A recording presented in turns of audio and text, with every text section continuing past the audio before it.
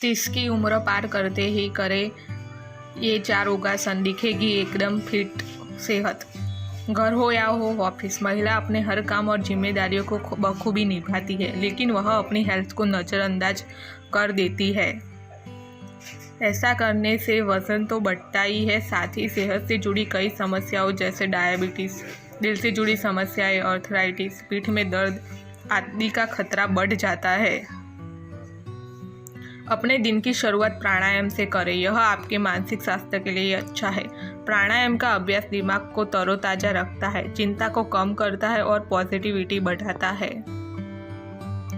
वीरभद्रासन से अपने अंदर मौजूद योद्धा को बाहर निकालें, यह आपके हिप्स, पिंडलियों, टखनों, घुटनों और पेल्विक एरिया को मजबूत बनाता है, पार्श्व में सुधार करता है, पेट की चर्बी को कम करता है, एनर्जी को बढ़ाता है। वृक्षासन में खड़ी होकर आप जमीन ऊर्जा को महसूस कर सकती है। यह बैलेंस योगासन आपके पैरों और कोरों को मजबूत करता है और हिप्स और जांघों को सुडौल बनाता है।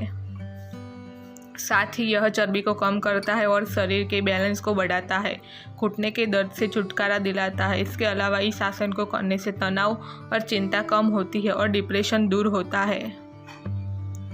यह आपकी पीठ, टखनों, पिंडलियों, हैमस्ट्रिंग और रीढ़ को फैलाता है, कोर और रीढ़ की हड्डी मजबूत करता है और शरीर में ब्लड फ्लो को बेहतर करता है। इसके अलावा रोजाना इस योगासन को करने से शरीर में फ्लेक्सिबिलिटी बढ़ती है और तनाव दूर होता है। अधोमुख स्वानासन की विधि। सबसे पहले सीधे खड़े हो जाए, दोनों हाथ को आगे की ओर करते हुए नीचे की ओर झुकने की कोशिश करें। इस दौरान घुटने सीधे होने चाहिए।